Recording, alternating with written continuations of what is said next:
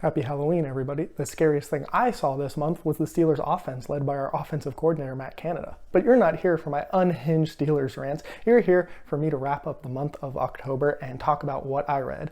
I was able to finish 4 books this month and I started one more. Overall, it was a pretty decent month. 3 of the 4 were 4 stars and 1 of them was a 3-star. And we'll go ahead and start off with the first book I finished, which is God Killer by Hannah Kanner. This is a series that I am very, very excited for moving forward. This is a different kind of fantasy than I've read, and actually, right before I started filming this, I saw that the second book, I think it's called Sunbringer. Man, I can't remember, but the cover for that book just got revealed, and I actually posted that on my Instagram. If you want to check that out, you can find it in the description.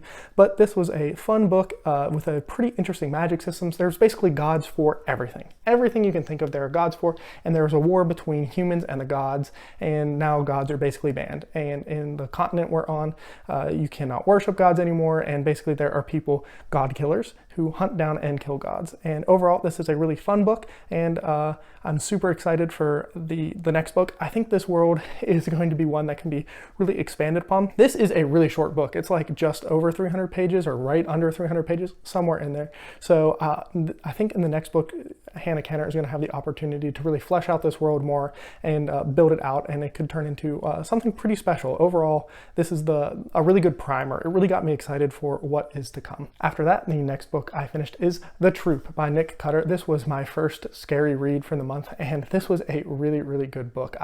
It is kind of a hard book to read. There are some animal cruelty aspects. There is some definitely bad body horror stuff that goes on in this book that can be a little upsetting to read. There have been a couple times where I've been eating after reading this book, and I just kind of get like the chills or something. It's definitely one of those kinds of books, but it is very well written.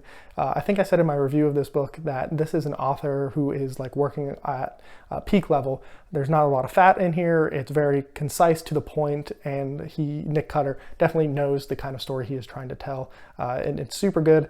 This is my first experience with Nick Cutter, and after reading it, I'm definitely going to want to read more. If you don't know, the basic idea for this story is a troop of Boy Scouts is out on an island, and an unexpected visitor comes and brings something horrific along, and there are definitely other evils amongst the group. And yeah, it has a little bit of Lord of the Flies in it, and like I said, body horror is definitely on display here, but overall it is definitely a book I would recommend to a lot of people. If you're looking for something that isn't like bump in the night, spooky, that kind of horror, but you're looking for something that's much more real, this is definitely the kind of book for you. Like I said, there are definitely some elements to it that are not going to be for everybody, including the animal cruelty stuff, like I mentioned, and some like body horror stuff.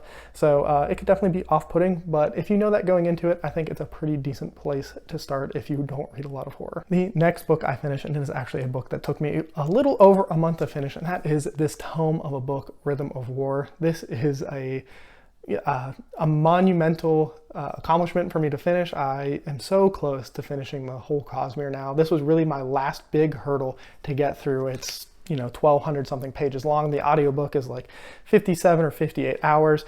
And the pace of this book definitely makes it a more difficult read. It definitely feels like there's a little extra in it, where Sanderson just kind of got to go wild where maybe it should have been reeled in a little bit.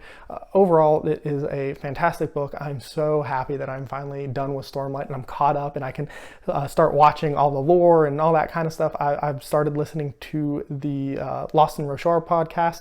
I think the channel that I've been watching on is called Lost in Discovery, and I can't remember his name, but it's the person who does that channel, and Jimmy Nuts from the Fantasy Network, if you've ever watched any of his videos. And man, it is everything I have wanted. They are going like chapter by chapter for each book. They're still in The Way of Kings, but it is super, super in-depth. I've only listened to like 3 or 4 episodes so far. They're all like an hour long, but it is like super in-depth stuff with theories, connections to other Cosmere works, just all kinds of awesome stuff. And so if you are a big Cosmere person, I highly recommend checking it out. It's in a podcast format, so nothing to watch, just listen to. But it has been an awesome experience for me, especially because Way of Kings is still fresh enough in my head that I still remember a lot of it, but there's so much going on in that book that I almost feel like I need to reread the whole series after finishing it to get everything that's being set up, literally from like the prologue. There is so much happening that I did not realize that was going on when I was reading it, because you don't have the knowledge that you do your first read through. So yeah, there's some wild stuff that is mentioned in that podcast, and overall, just really great. I really enjoyed this book. It is probably my third favorite of the Stormlight. I think it is just above Oathbringer. It's really close. I mean, Words of Radiance on another level for me, but Way of King and this and Oathbringer are definitely closer together. Overall, really excited for Stormlight 5, and so glad that I am so close to being done with my Cosmere journey now that this massive book is out of the way. And the last book I finished, and this is actually what took place for another one of my like scary reads for the year, with Rhythm of War taking so long for me to finish. I knew I wasn't going to be able to start anything and finish it in the month of October. I know I had mentioned maybe starting some Stephen King, Misery, a couple other ones, and there were a couple other books that I had considered, but Rhythm of War just took way longer than I thought. And I don't know, it drained me a little bit. I really needed something really light and really just kind of different to kind of reset after before I jumped right into The Lost Meadow, which I guess, is it's an interesting choice to finish that massive book and then jump right back into the Cosmere. But in the meantime, to break that up just a little bit, I read a book that I saw Murphy Napier like raving about. She sold it super hard. She was super invested. She did a whole like spoiler review for it and everything, and she just sold it super hard, and it was super short, that I was like, I've got to at least see what it is, because she was championing this book. And while I didn't like it as much as her, this is actually the only book that got a 3-star from me, but it is a Night of the Mannequins is what it is. And yeah, it was a short book, and I don't know, there's some like fun psychological, like, who is the bad guy, what's going on. There's some like deep things that you can dive into, and I think if you really dissected this book, which Murphy ended up doing, it makes it more interesting. But just in general, I thought it was fine. It was like a 3-hour audiobook or something, so it's not like super long, and it does seem like if you go through and reread it, you'd probably catch some more of like the little stuff, some of the nuances that are going on. But overall, it was a pretty decent read, and yeah, it was fun to get one more scary one in for the month of October. I am a little disappointed that Rhythm of War just took so much from me, and I didn't get to some of the other things. I might just kind of add them in outside of the month of October. I don't want to. If there's good books out there, I'm not just going to keep them all to one month, because that, I just want to read good stuff. And like I already mentioned, I did start The Last Metal. I'm maybe a third of the way through it, or halfway, getting close to. And so far, I am enjoying it. There's some definitely interesting things going on, and some bigger Cosmere connections, which is great for me. I know that is a problem other people have had, that it was very Cosmere heavy, but because I've been reading Mistborn, Stormlight, and Warbreaker, all of this stuff as like a Cosmere read, it's kind of what I'm looking for. So I'm of two minds of it. I can definitely see why people don't like it, and how it could definitely be a concern for people who haven't read everything out there for the Cosmere, which is a massive thing to do if you're trying to catch up like I am. But as somebody who is catching up and has read almost everything else, it's kind of exciting to see all of that get connected and intertwined. So I am looking forward to finishing up with Wax and Wane. The humor is very different. It is funny how big of a tonal shift it feels like going to Mistborn Era 2 than Stormlight. They really do, even though they are written both by Sanderson, the voice he is able to enact in both of the worlds is pretty fascinating. So I think he has done a pretty good job, at least dividing them with some of the characters there. I will mention 2 books that I had kind of planned to at least start this month, and I just did not get around to it, once again because of Rhythm of War, and that is Warhost of Vastmark by Janie Wertz.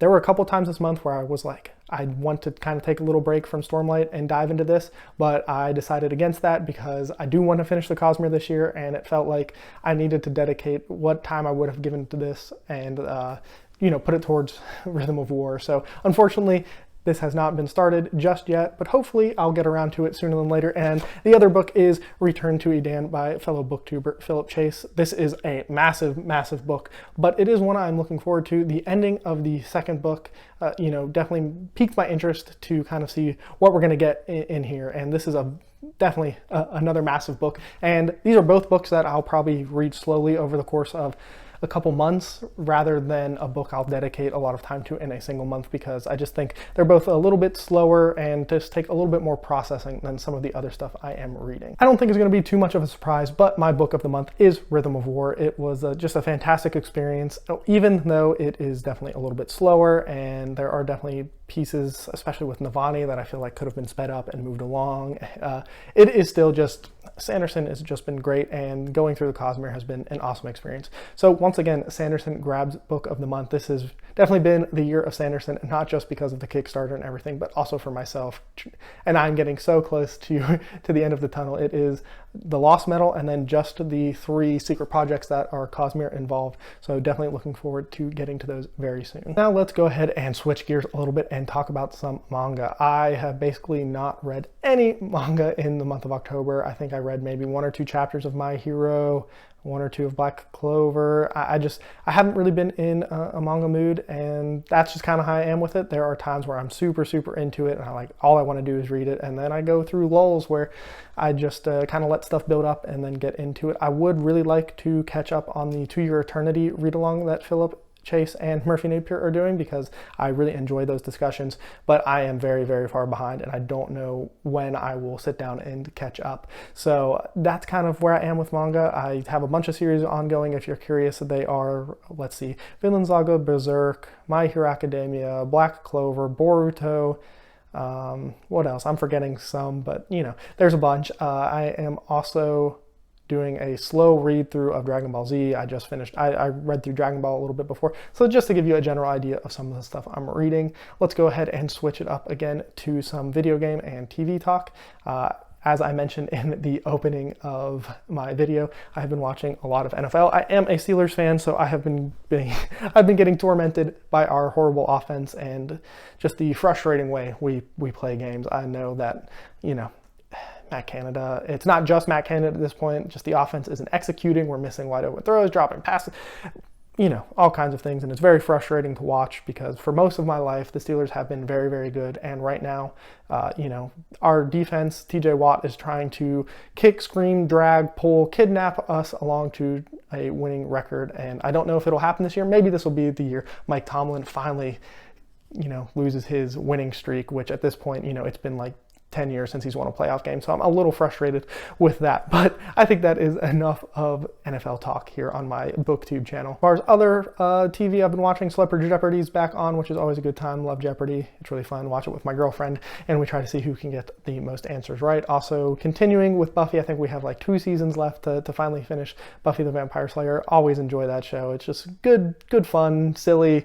It's Buffy, and so that's really great. On the video game front, I have been playing some CS2. Man, that game definitely has some issues, but overall, I'm still enjoying it. I am definitely disappointed with the release, I would say, just because I feel like they took a step back. They removed features, game modes, and that kind of thing in exchange for a new engine, and there's, stuff going on the server side, but in general, it is still my favorite tac shooter, and the only other one I play, I guess, is Valorant, which is a fine game, and my friends like to play it, so I'm more than willing to play with them. But that is all on that front. Now let's go ahead and move on to some shout outs for some authors. The first one is from Ben Collins, and his book is called A Promise Wrought in Steel, and it is the first in a series, an epic fantasy about politics, grief, apathy, fate, and anger. I'm not even going to try to pronounce your name.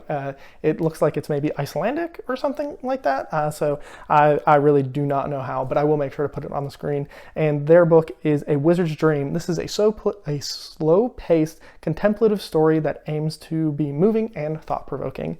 And then the last thing, it is not really a book, but it's kind of like an audio, I don't want to say experience, but it was translated from French into English, and it is a science fiction live apocalyptic audio series called Citizens, and I will have the links for all of that down below in the description, so you can check that out if you are so inclined. But that is my month of October. Keep an eye out for my November TBR. It'll be coming out soon, and let me know how your month of October was. Did you read anything really good for October? Anything really scary? Let me know down in the comments, and as always, have a good one.